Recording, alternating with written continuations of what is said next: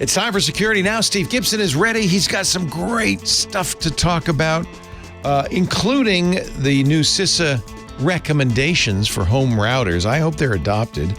A massive flaw that really affects every version of Linux. It's being patched or has been patched, but you should know about it. Post-quantum crypto added to our favorite browser.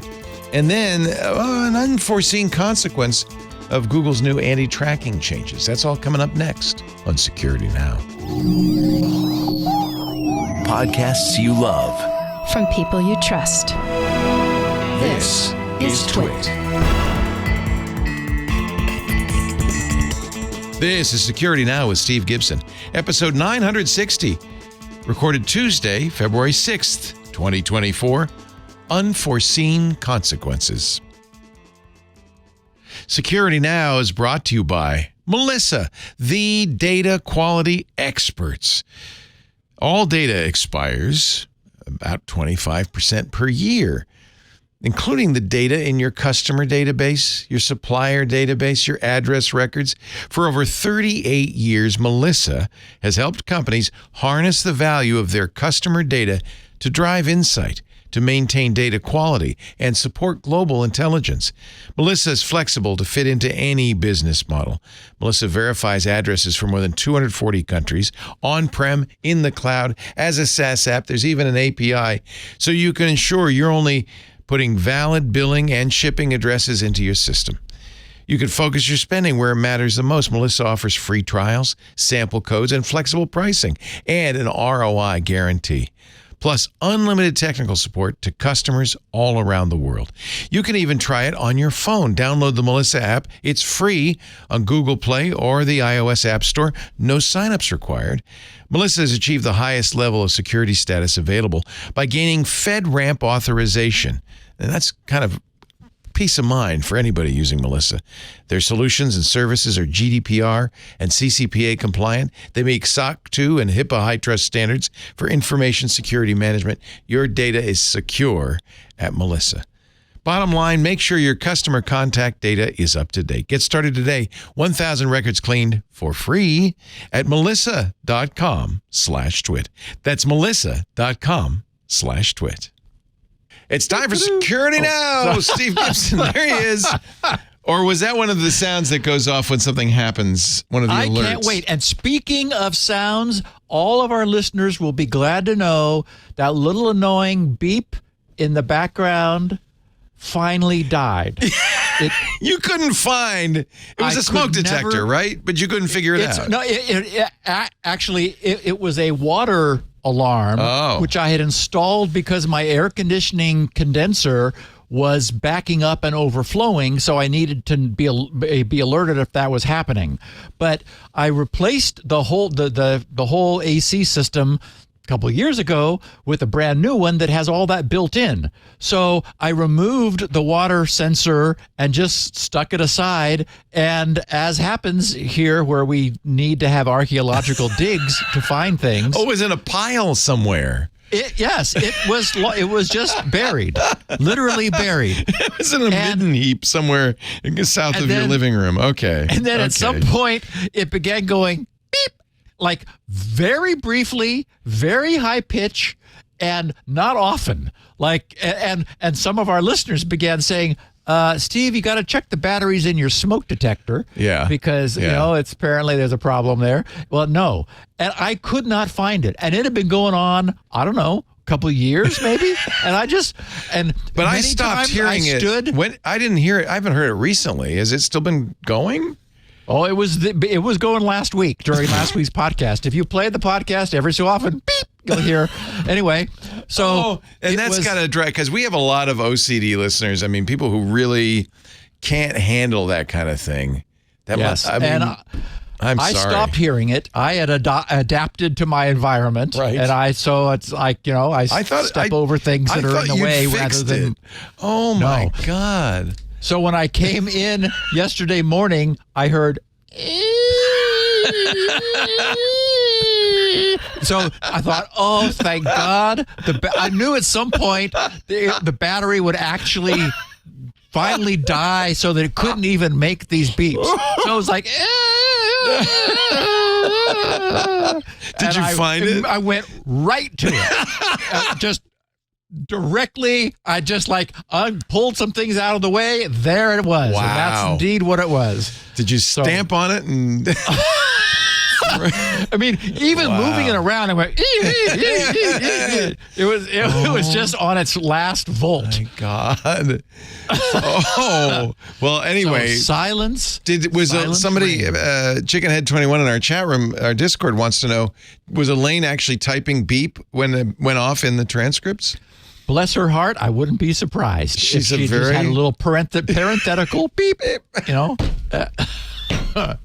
I haven't heard it in months. I knew about it. People had written in about it, and I thought you'd fixed it last year. No, I just wasn't hearing it. Maybe like you, I'd either grown attuned to it, or I'm so deaf now that I can't hear that frequency. Wow. Well, thank you for fixing that. Well, thank you. Thank me for my patience. And it is now finally gone. I told you about that Avenue. I remember when we talked about this I told you about that Avenue 5 episode. I don't know if you ever watched Avenue 5 after we talked about it, but they're on the spaceship, right? And there was a beep. Nobody could figure out where it was coming from. It was keeping people up. It was the whole thing. So this is not an unusual phenomenon. You maybe should make a variation of the portable dog killer that is the portable beep locator. Believe me, when this began, I gave it some serious thought. It was impossible for me to find it. So I considered putting two microphones some distance apart. And locking onto that sucker. But then I thought, well, we really do want SpinRite 6.1 eventually. And won't you be glad when you retire that you can devote your time to things like that, I think. Retire? What? Never. No. I've got to move SpinRite 7 onto the Vision Pro. So yes, we announced that during MacBreak Weekly that you would make a version for the Vision Pro. Not a problem. Yes. Imagine walking through the bits of your mass storage, looking around and saying, oh, look at that bad spot there. Let's pluck that out. Oh, gosh. Yes. So what is coming today on Security Now? Oh, boy. This is Security Now 960 as we begin February. This podcast is titled Unforeseen Consequences, which sort of crept up on me when I stumbled upon an odd reference to a piece in the Financial Times. Now, the Financial Times has one of the strongest paywalls you can find. I mean, they're not screwing around. They're like, hey, we're just going to tease you with the headline. You're not going any further. Except they also allow themselves, I just Googled the headline and there it was. So it's like, okay, well, you're not that worried about, they want to bring people to their paywall so you can decide if you want it. Anyway, they had a really interesting piece that talks about some consequences we've never considered that are like the dark side of Google's killing third-party cookies. So it's going to be really interesting. I think this is going to be a riveting episode. But first, we're going to talk about what move CISA has just made that affects our home routers. What serious flaw was discovered in a core C library used everywhere by Linux? Does OpenSSL still have a future? And what's Roskomnadzor done now? How can a password manager become proactive with passkey adoption? Which favorite browser has just added post-quantum crypto? What prevents spoofing of the images taken by digital signing cameras, if anything? And why are those insecure PLC devices, the programmable logic controllers, which run process automation everywhere, ever being attached to the internet? And what may be an undesirable and unforeseen consequence of Google's anti-tracking changes? Yeah, it's going to be a great episode. And Leo, we do have a picture of the week. I only see the caption. I haven't scrolled up. But I can tell from the caption it's going to be a good one. Yes, it is. It may explain the power outages you've been having at TWiT Studios. Yeah, we were in the middle of TWiT on Sunday. Fortunately, we were not on the mid. We were actually within minutes of ending it, and everything just went dark. And I had to go home and finish the show at home because there was no power here. And then, of course, as you noticed, I come in the studio and everything is all messed up because they don't survive power outages very well. I had to play with a bunch of things. Anyway, we got it all working. We will get to the show in a moment, but first, a word from Delete Me, our sponsor. Have you ever searched? Don't do this, but I know you will because I'm going to say it. Have you ever searched for your name online? It is a terrifying experience. You won't believe how much of your personal information is available. The next step should immediately be visit joindeleteme.com/twit and sign up for Delete Me. Delete Me helps reduce risk, and there are lots of them associated with having all that stuff online. Identity theft, credit card fraud, robocalls, cybersecurity threats, harassment, unwanted communications overall. We started using Delete Me a couple of years ago when a text went out from our CEO's phone to her direct report saying, I'm in a meeting, but I need to get these Amazon gift cards out to our hosts. Go buy me some. Now, thank goodness our employees listen to our shows and they're well-trained and they immediately smelled something suspicious. But honestly, it came from her phone number. It came to their phone number. In every respect, it looked legit. Where did they get all that information? How did they know who her direct reports are? That information's online. Data brokers have it all. We sign up immediately for Delete Me. And by the way, it has been a huge boon. It is a cybersecurity threat to your business if your executives, if your managers are not, if their information's online and who they, boss around and stuff, all that stuff is just meat for these bad guys, these hackers. So here's what you do. You go to joindeleteme.com/twit. First step, you sign up. You give them some basic personal information, the information they're going to be looking for. That's how they figure out it's yours, right? So you have to tell them some stuff, and this is the stuff I want removed. Delete Me's experts, and they do this, humans do this, which is really important. You cannot do this well automatedly. Humans go out, they find your personal information. They have lists of literally hundreds of data brokers. New data brokers are added every day. There is no regulation on these guys. It's like the Wild West. But Delete Me knows who they are. They will go there. They will reduce your online footprint. They will keep you and your family and your business safe. But then, and this is really important, they will continue to scan and continue to remove personal information regularly because there's a loophole. These data brokers have to have a place where you can say, I don't want you to keep my data information. They'll delete it. They'll say, we deleted it. But then they still gather information. And if you should happen somehow to show up in that information, well, they recreate your whole profile. The whole thing's back. I'm talking addresses, photos, emails, relatives, phone numbers, social media, your net worth, your property value, and more. Now, everybody's got a different threat model, right? And since the privacy exposures in these incidents affect everybody differently, Delete Me has real privacy advisors you can talk to help you make sure that you're getting the support you need and, to help you understand what they're doing and what you need to do. They're very good. Protect yourself. Reclaim your privacy. The website, again, joindeleteme.com/twit. The code is TWIT for 20% off, so it's a good price. joindeleteme.com/twit. Promo code TWIT at checkout. Thank you, Delete Me, for the job you did for Lisa and for all of our listeners. joindeleteme.com/twit. Steve? Now, Leo, you may scroll up and reveal, huh? And reveal the cause of the power outages at TWiT Studios. But this is the caption. But this is where you said you wanted the dangerous high voltage terminal box. Oh, just sitting right out there in the public. I bet you there's a playground right next to it. Well, and look what's on it or aimed at it. Oh, you scroll down a little further. Oh, I missed that part.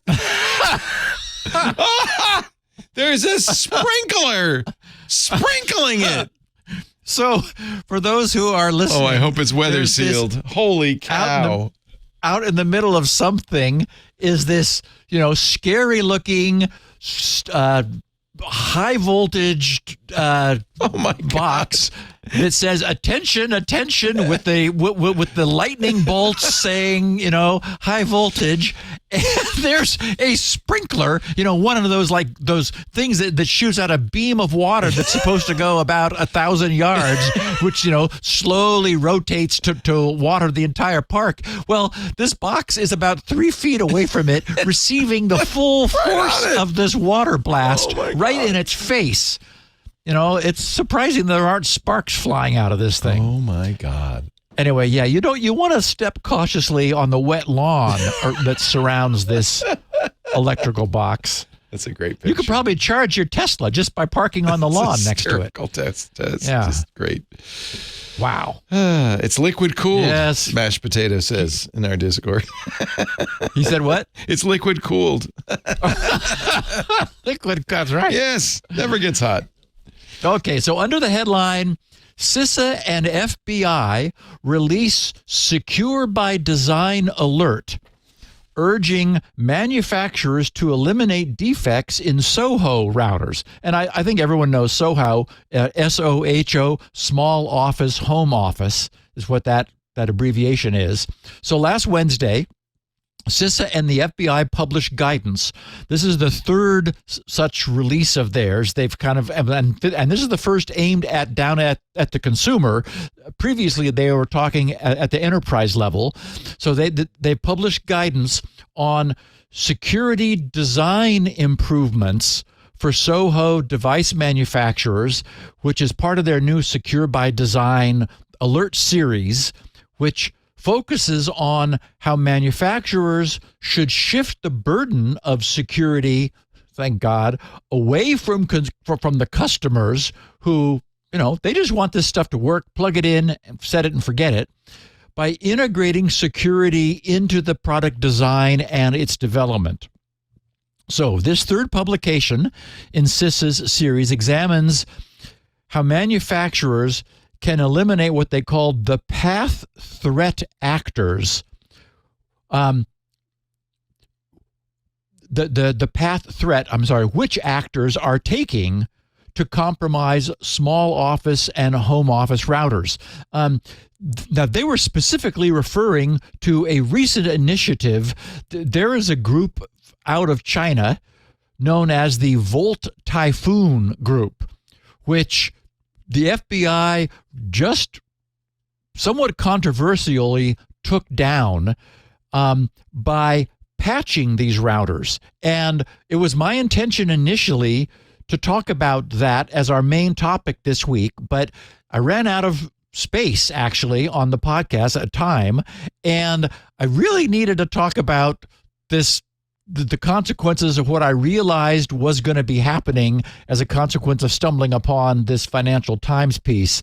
So I have that queued up for next week. But there was something that caught my attention in this, which was unsuspected or unanticipated.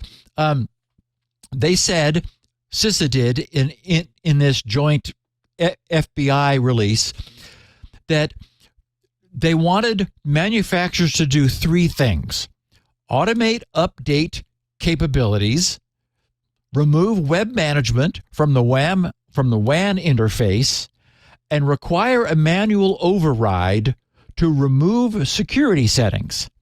Okay, so all of this podcast listeners have probably grown tired of hearing me talk about those first 2 points: automate updates and remove all device management from the public-facing interface, the WAN interface, right? You just don't need to use a web interface aimed at the internet so that you can access your device across the internet. What we keep learning is that we don't know how to do that safely because everyone keeps making mistakes. So, and you don't have to expose it to the public because there are plenty of ways to get over onto the private LAN from the public from the public internet, and then access the device from the LAN side. That's the way we should do it. Anyway, the third one was really interesting. I think it's brilliant.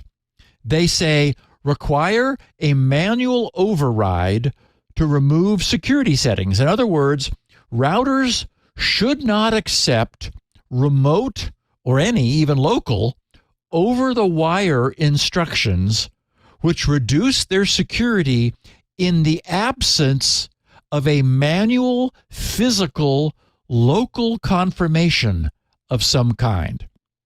There's no substitute for the affirmation of one's physical presence at a router's location. Pressing I want to change my router's configuration button is the one thing no remote attacker in Beijing is able to do from the comfort of their cyber warfare bunker. I think that the best way to do this would be to require a button to be pressed in order to place the router into configuration change mode. So if a user logs into their router, they're welcome to do that.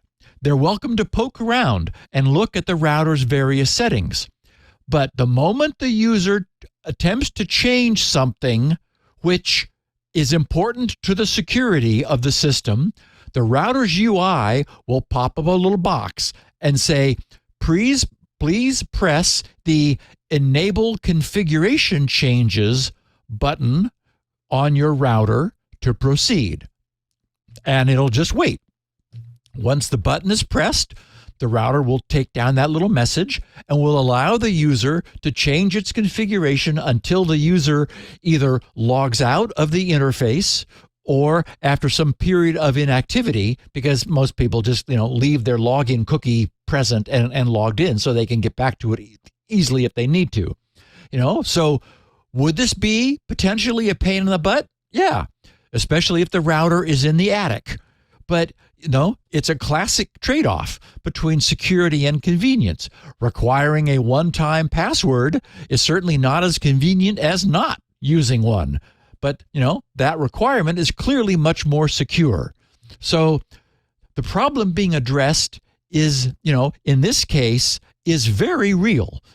We are populating the world with insecure yet increasingly powerful consumer routers, which are actually being taken over by malign remote forces that wish to exploit our traditional lack of focus on security.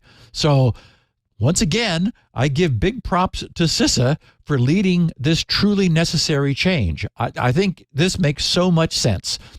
Yes, again, it will be a bit of an annoyance to have to go to physically go to the router and press the button saying, I want to enable configuration changes. But it's a brilliant requirement, and I do hope that we see this. And really, we're not doing this all the time. And if you are, don't put your router in the attic. Put it somewhere a little more accessible. And that'll just become, the way we do things in the future. I think this makes so much sense. While we were recording last week's podcast, the Qualys Threat Research Unit, they call it the TRU, which is kind of a cool abbreviation, was informing the world that they had recently unearthed 4 significant vulnerabilities in the GNU C Library, which forms a cornerstone for countless applications in the Linux, well, probably Unix too. Well, not GNU, but in the Linux environment. One of these 4, which they found, is a severe vulnerability tracked as CVE 2023. Notice it's late last year, 6246. This vulnerability affects major distros, every version of Linux, I think it's safe to say, but of course, including Debian, Fedora, Red Hat, and Ubuntu. Everything. It's CLib, right? Yes, it's glibc. Yeah, glib. Yeah. That's a bad one. And that's the core C library that C depends upon. It's basic standard functions. Yeah. Yes, it's linked into everything. Yeah. So the bug impacts versions going back to August of 2022, which is when the bug was introduced. It is an elevation of privilege flaw that can allow local attackers with access to a system to obtain root privilege access. So, we dodged a big bullet here, folks, because if this had allowed remote attackers to get then we'd root, have trouble. Yeah. Yeah. Baby. So here's what Qualys explained about their discoveries. They started by saying, before diving into the specific details of the vulnerabilities, it's crucial to understand these findings' broader impact and importance. The GNU C Library, or glibc, is an essential component of virtually every Linux-based system, serving as the core interface between applications and the Linux kernel. The recent discovery of these vulnerabilities is not just a technical concern, but a matter of widespread security implications. And actually, more about the bullet that flew by and we dodged. We'll get to more of that in a second. In other words, it was more than a little bit shocking to Qualys to discover serious exploitable vulnerabilities in a core component of a system that is this widespread. Needless to say, Linux is everywhere, including in every one of those Soho routers we were just talking about. And we all need to keep in mind that fixing it today doesn't automatically fix it yesterday, which is another strong argument for allowing autonomous updating of unattended and unmanaged IoT devices. Anyway, Qualys continues, writing, the vulnerabilities identified in glibc's syslog and qsort functions highlight a critical aspect of software security. Even the most foundational and trusted components are not immune to flaws. The ramifications of these vulnerabilities extend far beyond individual systems, they write, affecting many applications and potentially millions of users worldwide. This article aims to shed light on the specific nature of these vulnerabilities, their potential impacts, and the steps taken to mitigate them. The first vulnerability, CVE 2023-6246, a significant security flaw has been identified in the GNU C Library's vsyslog internal function, affecting syslog and vsyslog.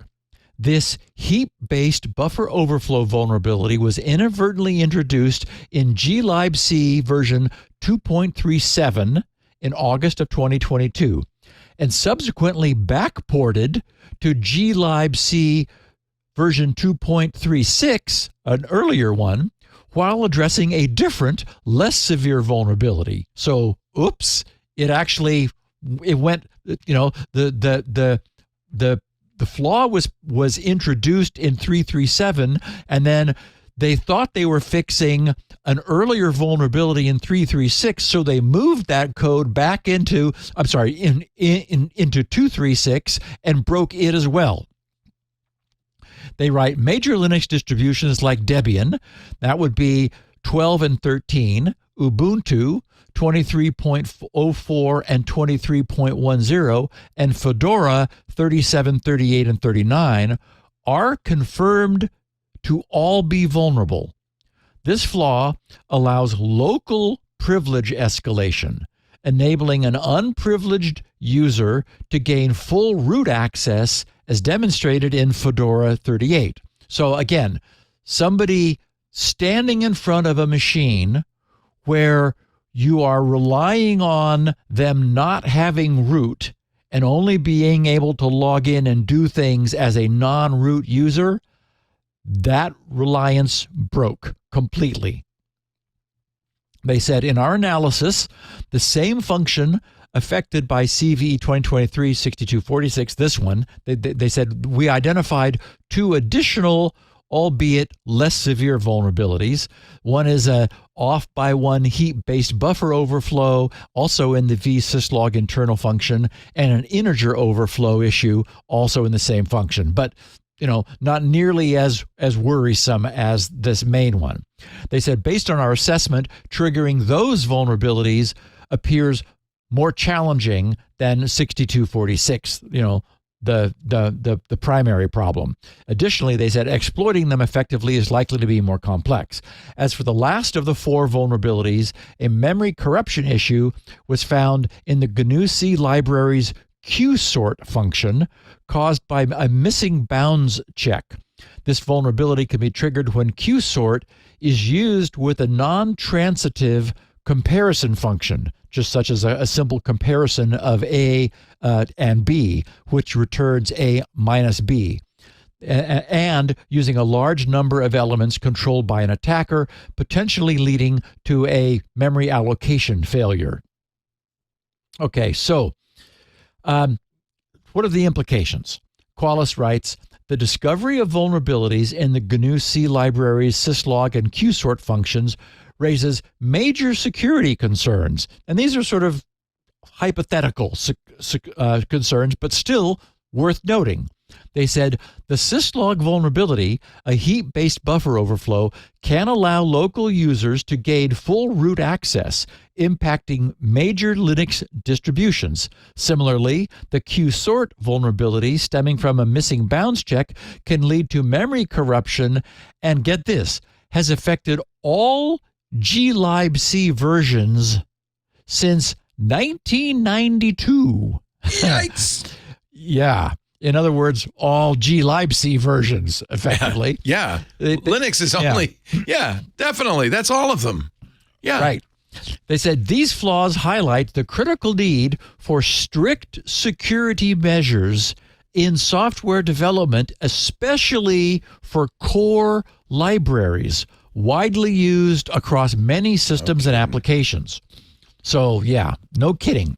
Now, what happens, or the way this is managed behind the scenes, is always interesting. So here's a quick blow-by-blow timeline from the discovery through the coordinated release 1 week ago today. So this began on early November 7th of last year, 2023. So the end of last year, November 7th, they said, we sent a preliminary draft of our advisory, that is, a disclosure of their discovery, to Red Hat Product Security.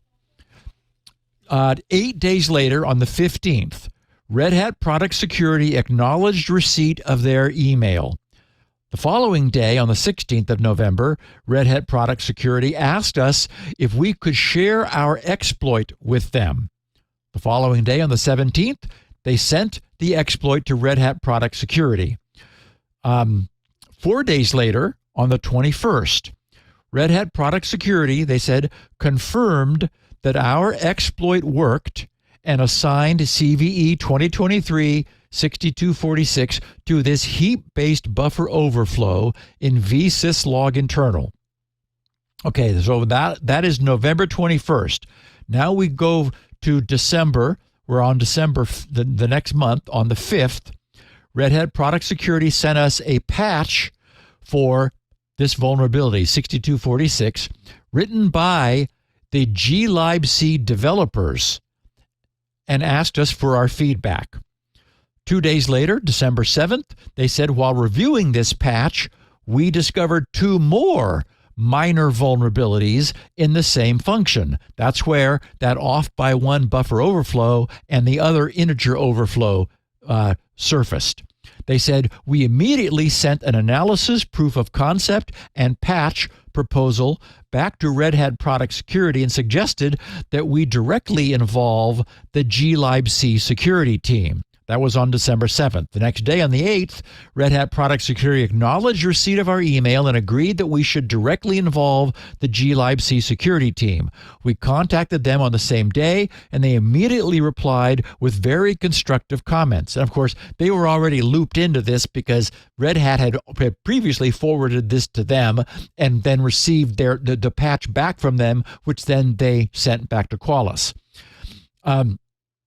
3 days later, December 11th, the GLib security team suggested that we postpone the coordinated disclosure of all 3 vulnerabilities until January 2024. Okay, so we were at December 11th at this point. They said because of the upcoming holiday season, meaning people on vacation, people not around, people less available to respond immediately as this would require to the public, coordinated disclosure of this. So they said, yep, good, let's let the holidays pass and we'll deal with this immediately afterwards. So December 13th, still last year before Christmas, Red Hat Product Security assigned the 2 additional CVEs to the other 2 things that have been found. On January 4th this year, they said we suggested either January 23rd or January 30th for the coordinated release. GLib C developers agreed on January 30th. That was last Tuesday. So now we're at January 12th. The GLib C developers sent us an updated version of the patches for these vulnerabilities. The next day, we reviewed these patches and sent our feedback to the GLib C developers. 2 days later, on the 15th, the GLib C developers sent us the final version of the patches for these vulnerabilities. The following day, Qualys says, we sent these patches and a draft of our advisory to the Linux distros at OpenWall list. They immediately acknowledged receipt of our email. And on the 30th, last Tuesday, coordinated release of this occurred. So, that's how this actually, there's an example of everybody being responsible, everybody responding to email. No one's sitting on this for, months, the way we've seen Microsoft do so often. This is the way it's supposed to happen. Problem is found, the right people are looped in, it's reviewed, it's verified, patches are created, patches are verified, some more tweaks are made, everybody agrees about, looks at the calendar, when would be a good time to let everybody know, and that's the way it happens. So, a great look at how this happened. And, all the distros have been updated now. Everybody who's in a situation where it might be a problem if a Linux system from the last 2 years is relying upon its protected root privilege. Well, it's not as protected as we were hoping. But at least somebody, an attacker needs to be physically on your system. So yes, that's a relief. Goodness. Yeah. By the way, thank goodness. I bet you could look at any quick sort and immediately know if there's a buffer overflow. This is not a hard thing to write. Everybody wrote it in, Comp Sci 101. I could see how you'd get a buffer overflow, but that seems like a pretty boneheaded. Well, so you're able to pass a function to QSort to use. Oh, yeah, because that's the function that determines what's less or greater, right? Yes, exactly. Right. So it's the sorting determiner function, which is where the problem that might be a little bit harder to trace, I guess, yeah. I mean, usually you just pass it less than or greater than, but okay. If you did something really elaborate, maybe you get something weird. Yeah, interesting. Yep. Okay, so speaking of libraries, OpenSSL has lost another big user. The CDN Fastly, one of the biggies, announced that they've decided to switch from OpenSSL, which they've been using to date, to the name you just got to love, because this is what you want from your SSL, BoringSSL. You want a boring SSL library. In their announcement, they explained. They said OpenSSL has a long history of high-severity vulnerabilities, including the notorious Heartbleed bug. In addition to the risk of exploitation, there is a significant operational cost incurred to rapidly test and deploy patches. And, we're talking about, so I don't think they say this anywhere, but this is on all of their edge system instances. So all of their edge routing, edge proxies, where the CDN is the CDN's network is interacting with the internet, this is where this goes. So yeah, if some high severity vulnerability is found in OpenSSL, every one of those instances needs to be fixed immediately, and that's a big pain in the butt. So they said there's a significant operational cost incurred to rapidly test and deploy patches whenever a new vulnerability is announced. Our primary goal in replacing OpenSSL with BoringSSL was to reduce the frequency and impact of CVEs and improve the security of our TLS termination system for our customers. BoringSSL is a fork of OpenSSL that was created and maintained by Google. It is widely considered to be fundamentally more secure than OpenSSL because it is less complex. OpenSSL remains the Swiss Army knife of SSL libraries, and a bunch of great work has been done over the years to improve it. But we are convinced that BoringSSL provides better protection for our customers. They added, our work began about a year ago with the ambitious idea of replacing OpenSSL on our edge for all incoming connections. We considered a few alternatives, but stuck with our original vision of migrating to BoringSSL to gain the following benefits: smaller, more modern code base, a safer API. BoringSSL is an OpenSSL derivative and is mostly source compatible, making our migration less challenging. Extensive fuzzing, used by big players and maintained by Google, and similar performance to OpenSSL. They said, in summary, the consensus was that BoringSSL offers a more focused code base, one without OpenSSL's myriad of legacy code, which makes it intrinsically more secure. And I didn't have it here just because it would take up a lot of space, but they showed the breakdown of code between OpenSSL and BoringSSL. The BoringSSL source code base is less than half the size of OpenSSL. So, it just makes sense as a technology is maturing that it's also going to be getting a bit old and creaky along the way. In the case of OpenSSL, it spans decades, having started in 1998. So that makes it 26 years old. And as we know, SSL has evolved itself as a protocol dramatically during those 26 years. So Google created BoringSSL, and we know, for example, that Amazon's AWS service is running on their own very small homegrown TLS stack. I'm sure that OpenSSL will remain the bedrock that it always has been for experimentation and testing. Now that's always where, new protocol stuff is worked out, and for being, as Fastly said, the Swiss Army knife of SSL libraries. But its deployment in critical new applications has probably seen its day. And, as I was reading this and thinking about it, we've been using GitLab to manage all of the issues during the ending phase of SpinRite's development. We were just using newsgroup threads initially, but one of our participants, well known to all of the people in our newsgroups, Colby, he was suggesting GitLab, and I looked at it and I thought, okay, I'll give it a try. So I brought it up on its own server, and it's very nice.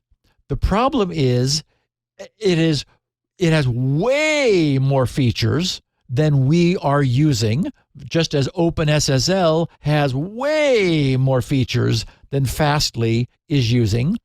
And they won't leave it alone. And it's so big and complex, it's constantly having bugs and problems that are critical. So the analogy is perfect. And as a consequence, I am seriously considering moving to a much more modest, better fit for us, issue tracking system. There's something called Redmine, which looks like it is exactly what I want, mostly because they haven't touched it in a long time. And I don't want to spend all my time maintaining a tool which is supposed to be helping us to manage a project. I just want it to manage the project and not requiring its own maintenance staff. So I can fully understand the trade-off that Fastly is looking to make and has made. And Leo, I think we should tell our listeners about a trade-off they won't have to make. Oh no, this is not a trade-off. This is choosing the perfect product for your particular use. In this case, if you want to become an IT professional or you want your team to be more adept at securing your business, at keeping you safe, at doing the job they do, you need to know about it. Our friends at IT Pro TV, you almost certainly know about them, but maybe you forgot that they are now ACI Learning. That's the main point, is now IT Pro TV is ACI Learning. You already know IT Pro TV. They've been with us really since inception. That when they started advertising on Security Now. Well, as a part of ACI Learning now, IT Pro has expanded the things it can do, providing so much more for you as an individual, as an IT learner, but also for IT teams. For your team, ACI Learning covers all you need with audit, with cybersecurity, and with IT training. I mean, it does it all.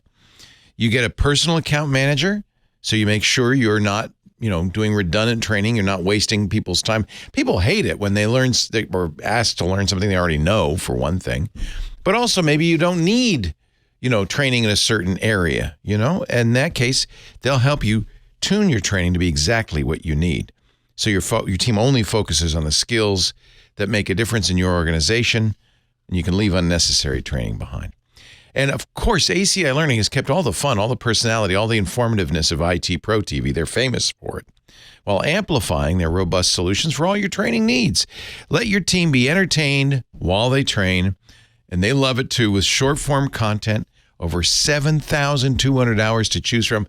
And you might say, well, it's got to be old. No, that's brand new, up to date, because they're always recording in their 8 studios every day of the week. So you're getting the most up-to-date training. Visit go.acilearning.com/twit.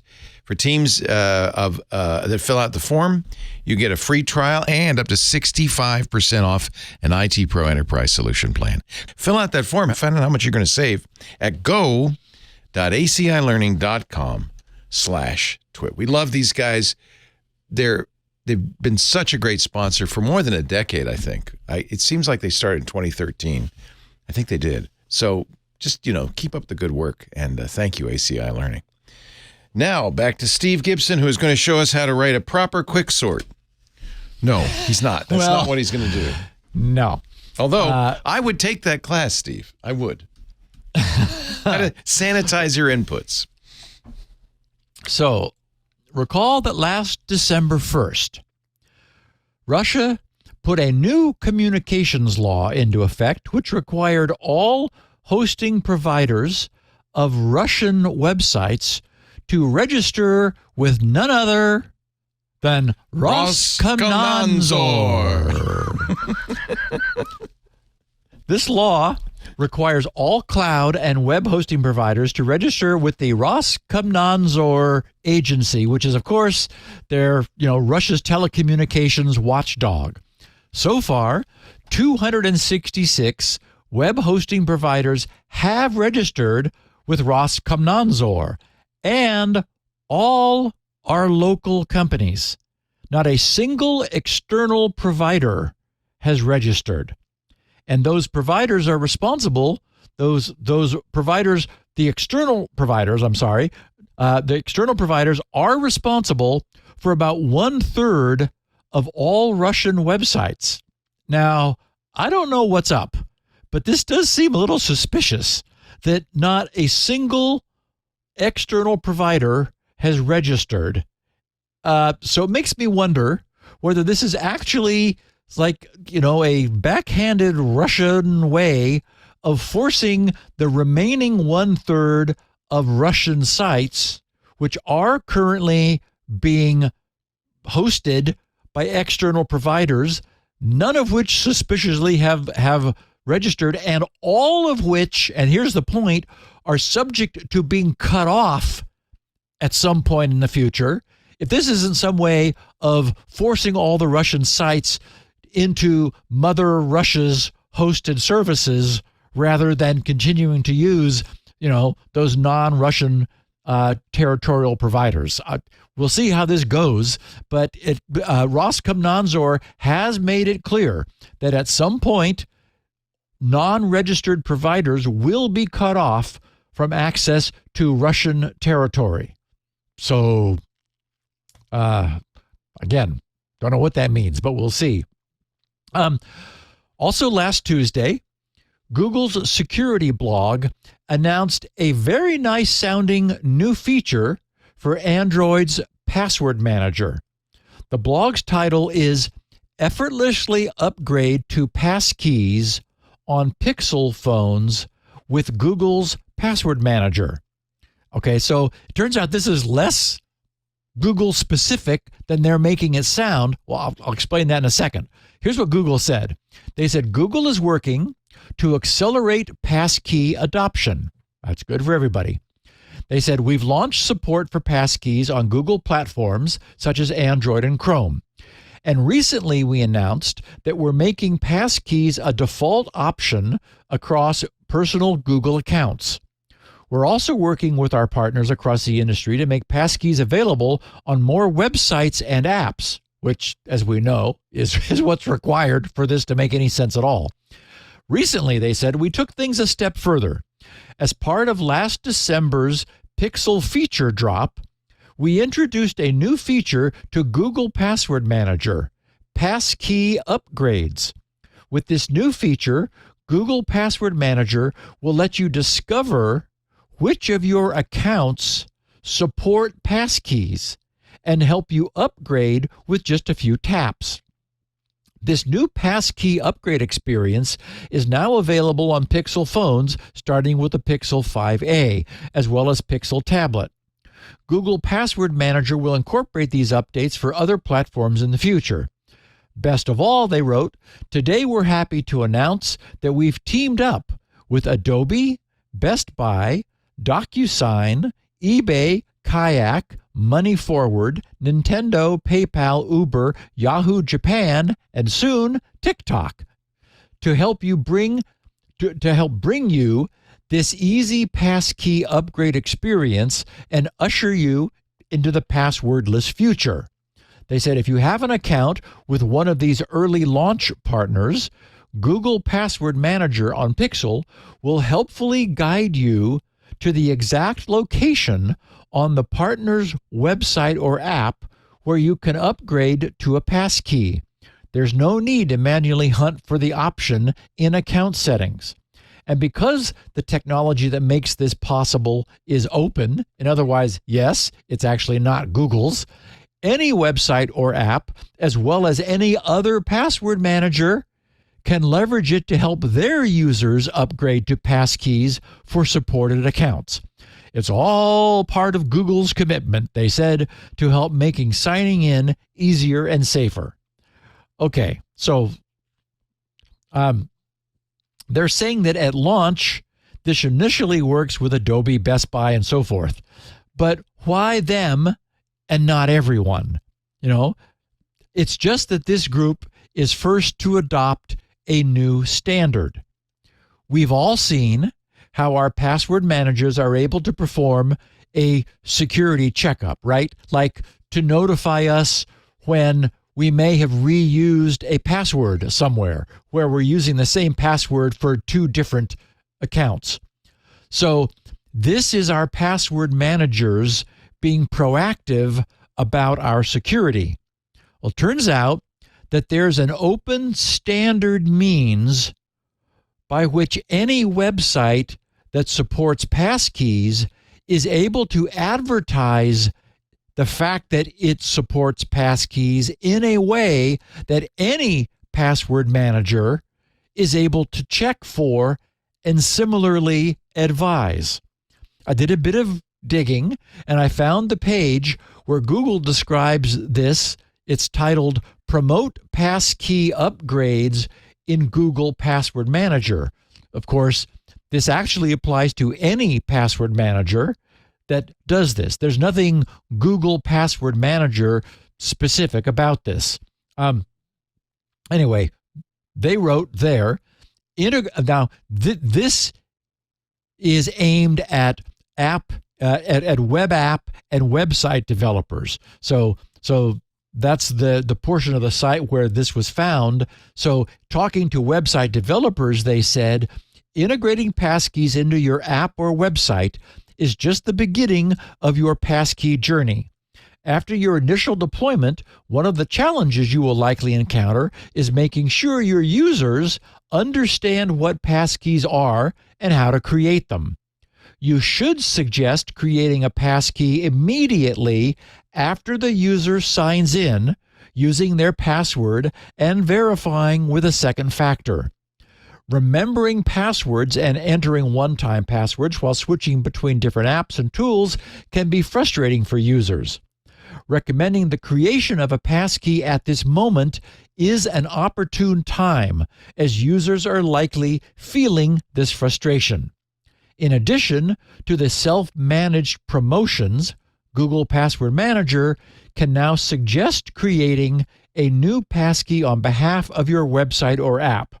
Okay, so under the user's experience, they say on Pixel devices, Google Password Manager discovers that your website or app supports passkeys, suggests users to create a new passkey, and directs them to your passkey creation page.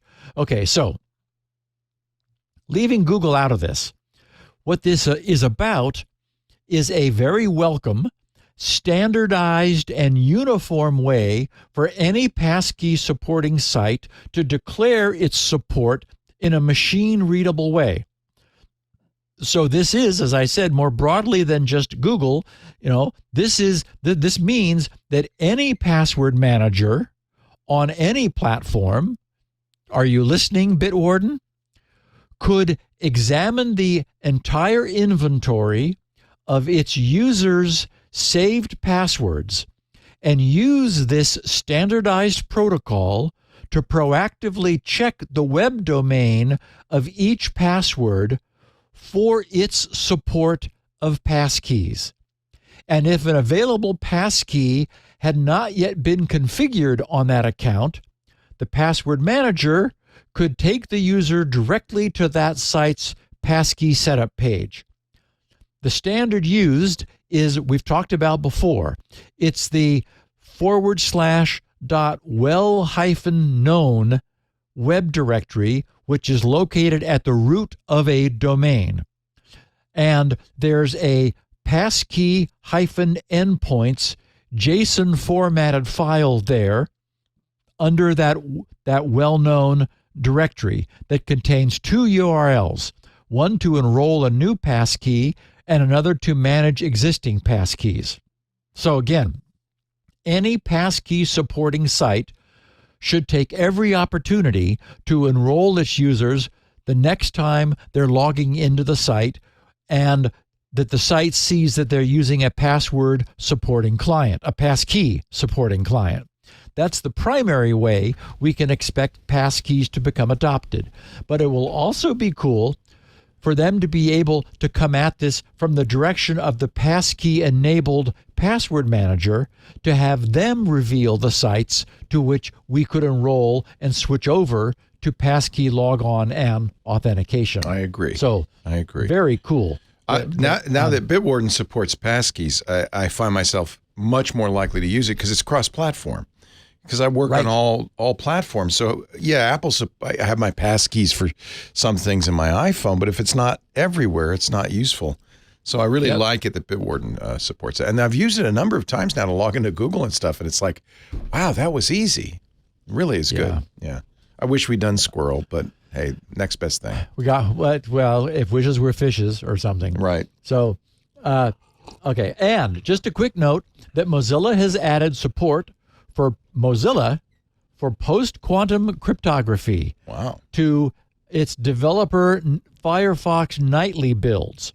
So we'll all be seeing it once the release build is published on the main channel. It can be enabled as soon as it's available by going to about:config and then looking for security.tls.enable_kyber, KYBER. And as the good news is that Firefox's search in that about config, I mean, remember how long that about config is. I mean, it's ridiculous. The scroll bar just disappears on the screen. There's so many things that you can tune and tweak. So you're able to do a substring search. So you could just put in KYBER and it would immediately bring you to that entry. Nice. Anyway, just a nice forward move for Firefox. And I've got some feedback to share before we get to the main goodie here. Jeff Zellen, he said, Steve, I've been a listener to Security Now for quite some time, and have really enjoyed and gotten a lot out of your, what he calls the correspondence school that we conduct here every week. He said, I wanted to let you know there is a way to get your TOTP tokens out of LastPass. It's a little Python script that rebuilds the QR codes for you. It also allows you to print them off in case you didn't know about the, quote, Steve Gibson offline backup and storage technique, which, of course, is, printing all. I have printed out every QR code for every one of my one-time passwords and stapled them together in a sheaf, and they're in a drawer. And it's come in handy a couple times. Sure, no, it's good to have that, yeah. When I've needed to bring up a new device. Right. So anyway, Jeff wrote later to say, I didn't write this. I didn't mean to say that I wrote this. Anyway, I've got a link to it. It is, if you just, it's on GitHub. If you search for LastPass Authenticator Export, you'll find it. I checked it out and it looks nifty. It allows you to regenerate your original QR codes, which you may have fed to LastPass, and if so, display them, capture them by a device that may be starved for them, or print them out. So anyway, just a cool note. I wanted to make sure that our listeners knew that was available. Thank you, Jeff. Brenty said, RE oddly inflated app data. He said, if you look in iPad or our iOS settings, general, iPhone, iPad storage, wait for the list to load, and then select an app, you'll see that the size of the app itself is listed separately from its documents and data. He said, and this is referring to a question that came up last week, he said, when trying to free up some storage space previously, I found a few apps whose documents and data appeared to be way more than seemed reasonable. Remember, it was that some Credit Karma was occupying a gig of space in some guy's phone, and he's like, what? So anyway, Brenty says that he deleted the app, reinstalled it, and it was now at 1/10 of the size it had been previously. And, he said, so my theory is that some, maybe many, maybe most, have logging, caching, and likely other unnecessary stale data that builds up over time, which they simply don't bother to clean up on their own. So, yes, deleting and reinstalling, will likely save you a lot of space. Of course, I've always found the same is true with setting up a new version of Windows. It's like, let's just start over again. Someone whose handle is Mental Calm Today, he said, greetings, Steve, longtime SN student, TWiT Club member, SpinRite user. Yay. He says, so excited that you have 6.1 ready for prime time. I'm reaching out to say thanks for your mention of LearnDMARC yesterday. So he was tweeting on Wednesday. He said, it's really helpful, a confusing protocol. Yeah. So this just serves as a reminder to me to mention that LearnDMARC website that we mentioned, and that's LearnDMARC.com. We mentioned and took a look at last week. It was a huge hit among our listeners from all the feedback that I've seen.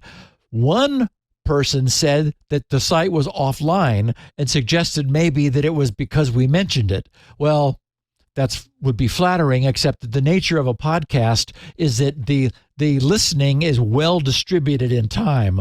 So it's not like a purely live event where, we bring websites down by talking about it. But, and I guess we used to do that on back in the Tech TV days. Didn't we, Leo? They called it slash-dotting a site because Slashdot used to do it. Right. Yeah. It's been a while since we've done that. The internet's gotten more robust, well, and I think. Frankly, having downloads distributed is a good thing because it's better for everybody. Ron tweeted, "Hi, Steve. This is in regards to Sync. I messaged them after your item on Security Now, and this is what I received."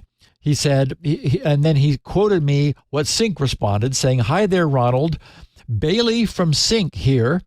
Thanks for reaching out. There was a bug identified within the Sync mobile app regarding the iOS Files app integration, which prevented folks from navigating within the Sync folders, Files and Vault, via the Files app. Users were still able to navigate within the Sync mobile app. This Files app integration bug has now been resolved. There's a link to it. Let us know if you have any suggestions, any further suggestions. Thanks again," writes Bailey from Sync. So anyway, just to follow up to that previous listener who was feeling a little despondent because the reply he got from Sync suggested that, so don't do that.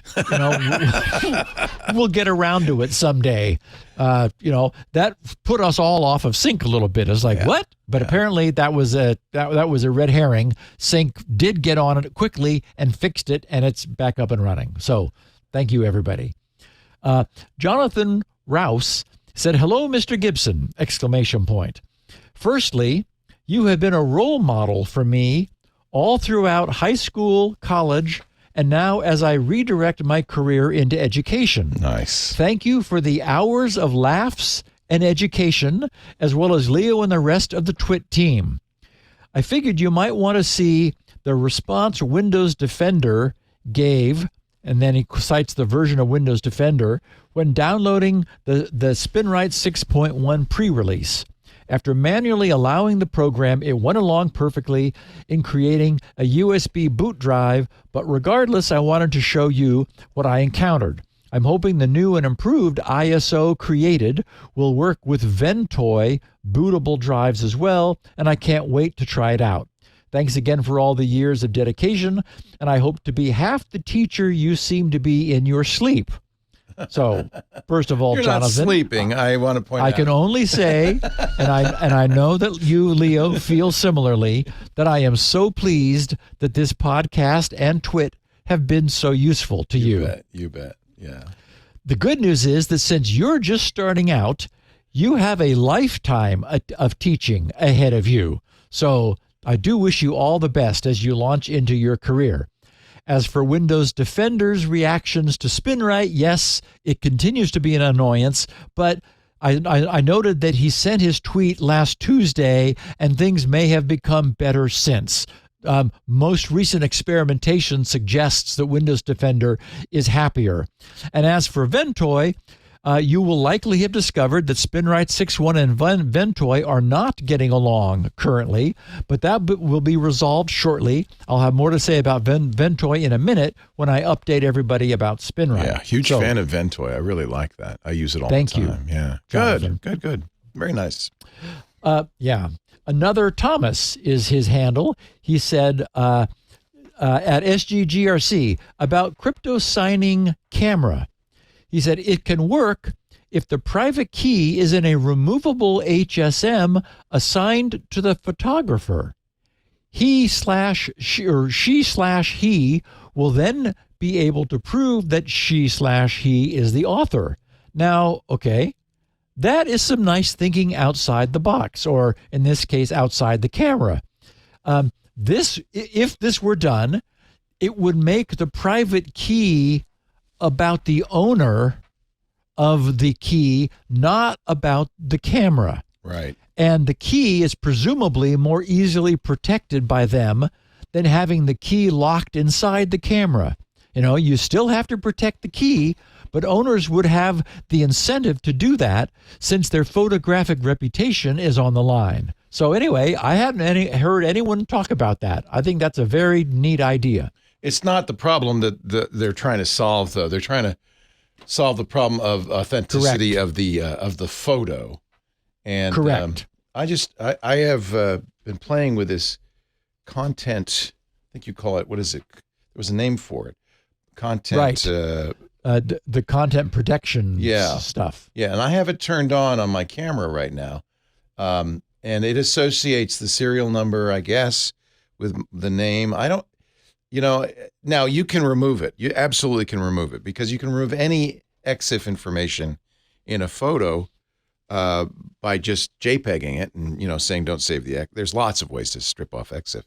But I guess the point is that this is going to be used by news organizations where they aren't going to remove it, and they can provably say this is created by this camera at this time, and that can't be modified. So right, I think that's the idea, is that this photo is not a fake, and here's the chain of custody.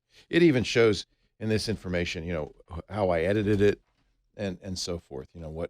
What program was used to edit. I think it shows that somewhere, maybe not on this one, but it does have that. I know that the if you're using Adobe's tools, which are the only ones that are authorized to do this, then it does absolutely create basically a chain of custody through the editing. Yeah. Yes. And you make a really good point, because it's if it's not trying to authenticate the reputation of it's not trying to authenticate the reputation of the person who took the picture. The reputation is assumed, like an accredited, well-known news agency. Which brings us to the next question that Del Anderson asked. He said, "Grateful you're going past 999. Yay. Can't help but ask a basic question about digital camera authentication. What would prevent a very low-tech workaround where the digital camera, like Nikon, Leica, etc., takes a perfectly authenticated photograph of a digitally manipulated image?" Excellent point. An analog loophole. Yep.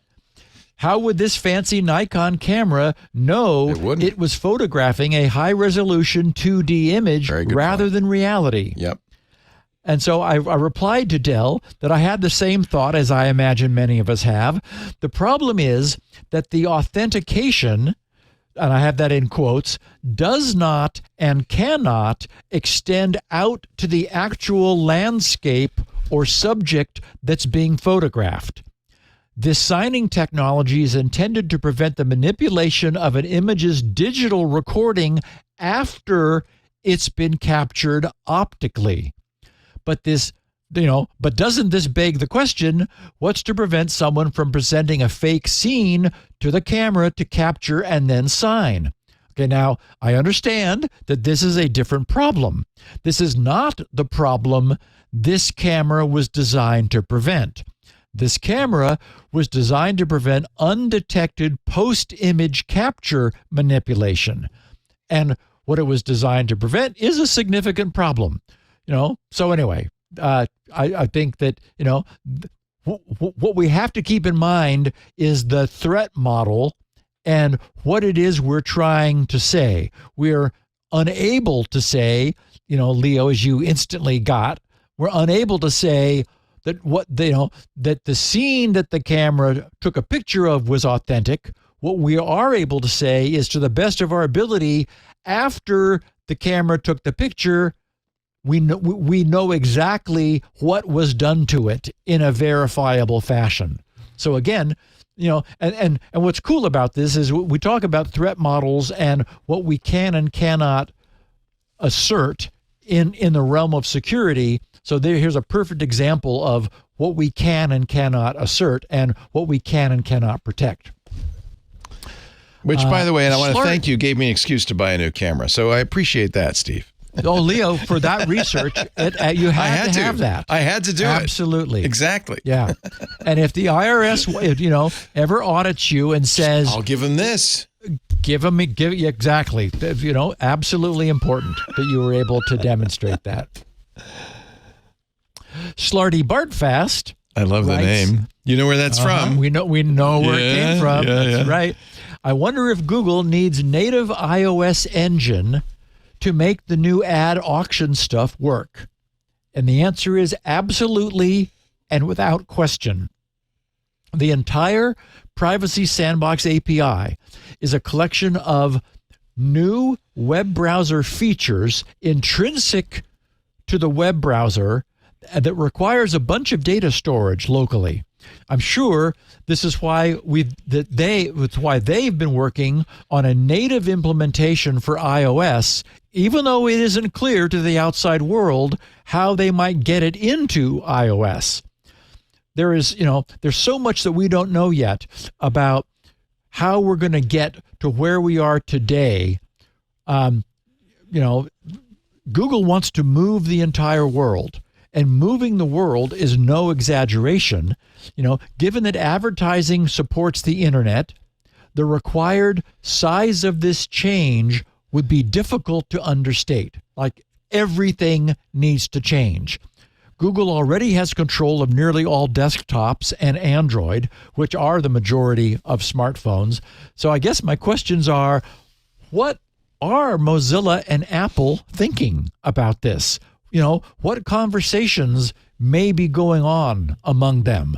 Because this is big stuff. And actually, this is what we're going to be talking about here as we end today's podcast. Eon tweeted, and I know what his first name is. It's not actually Eon. He said, Stephen, I'm personally inviting you to the gathering of the Stephvens. Note how it's written. I love it. Yes. It's PHV. Yes. He said, next year in 2025, we're going to set a Guinness World Record for the most people named Stephen in one area. First goal, gather the Stephvens in this Discord. And he provided a link. Next goal, conquer the world. And he said, you down? You down. So I thanked Eon, whose first name is presumably Stephen, for thinking of me, but I explained that I was pretty sure that traveling to a massive meeting of people with whom I phonetically share a first name for the sake of contributing with my presence to the setting of a Guinness Book record is not something that when the time was approaching, I would be glad I was taking the time to do. But I told him that I looked forward to hearing more about how it goes, even in absentia. So, thank you, Stephen. We're having fun creating the regular expression for Stephen with a PH or a V in the Discord. And I think we got it, actually. Curly braces and yes, then exactly. a couple brackets and an or. Bar. Yep. Okay, so we've all seen video segments of complex manufacturing facilities where thousands, if not hundreds of thousands of cans or, something, bottles or boxes or whatever, are moving through a complex system that's sorting and spinning and stamping and printing or counting or whatever it's doing, like these crazy looking manufacturing facilities. treadmills and gates opening and closing, routing stuff. I love that. It's one of the things I love on TikTok. Is there are a bunch of TikTok videos of how stuff's made. And it's always fascinating. Always very fascinating. Cool. Yeah.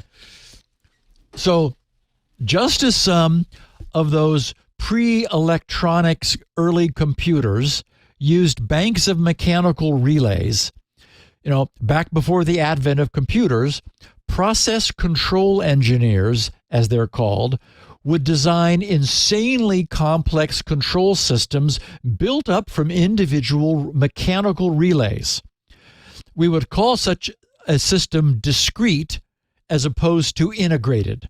Then, blessedly, integrated electronic solutions became cost-effective, and these large process control solutions were replaced by PLC systems, programmable logic controllers. These PLCs were not very smart because they didn't need to be. Basically, they were replacing a bunch of relays.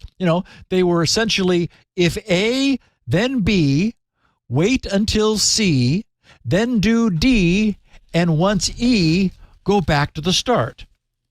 But being solid state, they were at least more reliable. Now remember that we have the term of a hardware or software bug because back in 1947, a dead moth, a bug, was found to be the underlying cause of Harvard's Mark II relay computer not working correctly. Anyway, relays are not as reliable as solid state because, they can actually have bugs. Anyway, we've talked about these PLCs on this podcast multiple times because attaching them to the internet has turned out to be a generally really bad idea. They were never designed for that, and it hasn't been turning out well. I'm bringing all this up today because I received a long, insightful, and interesting direct message from a listener whose thoughts about the problems with PLCs are worth sharing. Here's what Dylan wrote. He said, "Good day. I'm an engineer and occasionally work with programmable logic controllers, and I have some thoughts on why these sadly make the news in a bad way sometimes. I believe most of the problems boil down to two root causes. Number one, increased demand for real-time data. Just like the CAN bus protocol in the automotive industry, PLCs were invented and took hold in manufacturing when security was not a concern. As time went on, protocols were developed to have PLCs talk to each other and to advanced peripherals like motor controllers, touchscreens, printers, or even SCADA, supervisory control and data acquisition computers. I believe the demand for telemetry and data aggregation is the real reason most PLCs get exposed, not because remote WAN-side control is needed or used. I have experienced this. Management wants to know how many widgets were produced, how fast they were produced, how many passed QC, was there downtime, was it planned, are there idle shift hours, is one shift of operators more efficient than another, and on and on and on. He says, I don't need or want to remotely access a PLC in a machine to change anything about it. It has done the same job over and over and over correctly for a decade. But the data the PLC can store and transmit is the reason it's connected to a network and polled every 15 minutes for new numbers. To satisfy this need, PLC manufacturers are building in web servers, SQL-lite databases, TCP/IP stacks, and a lot of things that have no business being attached to a device based on 1960s technology that has no provision for security. Again, going back to the automotive comparison, the inventors of CAN bus at Robert Bosch Company could not have imagined cars would be driving down the road with IP addresses connected to a global network all the time and would have security flaws that let anyone observe and change CAN bus communications inside the vehicle. And then he says, number 2, security-conscious staff are not involved with PLCs. Even though many consider PLCs to be outdated, at the end of the day, they are exactly like an Arduino or similar microcontroller. They store a program that is executed in a loop at high speed, and the code is evaluated every scan through the ladder logic. And just a quick plug. They do this for decades in terrible environments with noisy electrical signals and with fantastic circuit protections. Reverse the polarity on your Arduino and you're going to Amazon to shop for another one. Reverse the polarity on a PLC, not a darn thing happens. You'll realize you made a stupid mistake, flip the polarity back, and everything works. Anyway, he says, the people who program these are aging out, and I suspect globally fewer people know how to program ladder logic than did 20 years ago. I'm 36, and I learned to program them 15 years ago, but it seems I'm in the minority in my age group amongst peers in my industry. My observation is this: IT people don't understand or want to understand PLCs, and PLC programmers have no incentive or instruction to make the devices secure. IT staff doesn't consult with the programmers to tell them what security practices they should follow or review the final configuration of the PLC. Conversely, the programmer just needs the machine to work, and they're probably fighting numerous mechanical, electrical, and pneumatic problems while completing the programming. And those pneumatic problems. We had a pneumatic problem. That's why I didn't get the code. Do not underestimate those. They can be a nightmare.